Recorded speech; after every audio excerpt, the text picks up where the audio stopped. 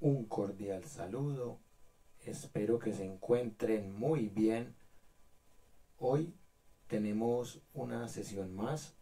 de nuestro espacio de Historia de Colombia. Hoy quiero hablarles de tres hechos muy importantes que hemos vivido en nuestro país. El primero tiene que ver con las 8 guerras civiles de la era republicana. Estas 8 guerras lamentablemente fueron por las tres eres, como diría el historiador Luis Javier Ortiz: la región, el regionalismo y la religión. La guerra de los supremos fue una pelea entre caudillos locales y fue a raíz de un descontento por la presidencia del señor Márquez, que fue elegido por el Congreso, como decía la Carta Magna de 1832, pero él era el mismísimo presidente del Congreso. Entonces hubo conflicto de intereses. Luego se dio el tema del cierre de los conventos, así que por eso mismo se puede decir que fue una guerra que también tuvo el elemento del fanatismo religioso, y también tuvo la lucha por la hegemonía, por la riqueza, y obviamente con el tema de los supremos se evidenció el regionalismo. Y también está la guerra de medio siglo, que fue por el intento de abolir totalmente la esclavitud con las reformas de José Hilario López. Digo eso porque hasta la época de Juan José Nieto Gil todavía se daba algo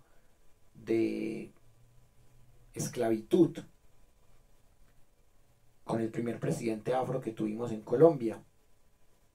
Y vemos que la guerra civil entre 1860 y 1862 también fue una lucha por la hegemonía, y fue la única guerra en Colombia que la ganó una guerrilla, con Tomás Cipriano de Mosquera contra Mariano Ospina Rodríguez.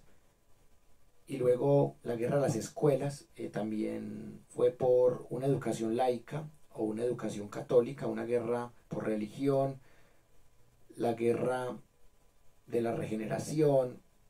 la guerra para darle un golpe de Estado a Miguel Antonio Caro, y la guerra de los 1000 días. En todas ellas vemos el componente de fanatismo religioso, de búsqueda insaciable de la riqueza y también de regionalismo. Y si analizamos el siglo XX, veremos que la historia de Colombia se sigue dando en ese escenario de lucha por el fanatismo religioso, por el regionalismo, por la riqueza. La muerte de Gaitán marca una partición de la historia de Colombia en dos, y en esa medida estos manuales que podemos ver de historia terminan hablando de los hechos de una manera muy resumida, pero sin dar ciertas claves que son importantes, como un trío de conceptos que nos ayudan a comprender por qué se siguen matando conservadores y liberales en la época de Gaitán, cómo hay un descontento del pueblo con el Frente Nacional, que esto también genera unas inequidades, unas nuevas violencias, que termina desatando el nacimiento también de guerrillas que son respuestas a esa destrucción por parte de las élites, como con el famosísimo Plan Lazo, que con eso fue que se vio claramente que desde Estados Unidos se dio la orden de eliminar militarmente cualquier amenaza, entre comillas, comunista en el marco de esa Guerra Fría. Y hemos tenido esa violencia bipartidista que no acabó con la muerte de Gaitán, ni tampoco con el nacimiento de guerrillas, pero el nacimiento de guerrillas y de grupos paramilitares le da otro matiz al conflicto armado, y allí es en donde se mezcla con el tema del narcotráfico, con las bandas criminales, con la corrupción de politiqueros, y por eso es el uribismo el que reemplaza ese fanatismo de la violencia bipartidista, violencia con V mayúscula, y esa violencia de las guerras civiles. Y en esa medida,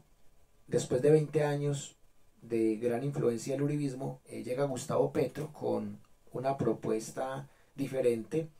retomando algunas ideas liberales de Alfonso López Pumarejo en el tema de la reforma agraria, de la reforma educativa, de la reforma laboral, tomando conceptos de conservadores que al final terminaron siendo más progresistas que conservadores, como Álvaro Gómez Hurtado, el hijo de Laureano Gómez Castro, e igualmente vemos un escenario en el que Petro también retoma ideas de la socialdemocracia, ideas que reúnen elementos sociales que encontramos en el marxismo y que también encontramos en algunas corrientes liberales que están alineadas con instituciones internacionales que manejan el llamado capitalismo sostenible. Así que con la propuesta progresista de Petro se pretenden acabar las violencias, pero es un asunto que viene desde las pugnas entre Bolívar y Santander, entre liberales y conservadores, gólgotas y draconianos, entre conservadores históricos y conservadores nacionalistas, entre liberales moderados y liberales radicales, y entre gobiernos de turno, guerrillas, y también entre paramilitares y guerrillas. Así que Gustavo Petro tiene la tarea titánica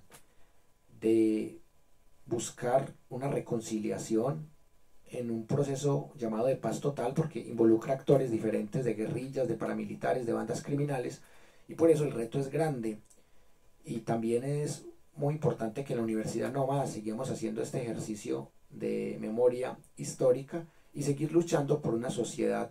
más democrática en lo político, más incluyente en lo social, más equitativa en lo económico y más sostenible en lo ambiental. Les habló Wilmer Alberto Zuleta López. Espero que se suscriban al canal de la Universidad Nómada y que miren los más de 1200 videos que tenemos, las más de 40 listas de reproducción que tenemos con diferentes saberes de tipo histórico, político, filosófico y de otras áreas del conocimiento. Un abrazo muy grande y hasta pronto.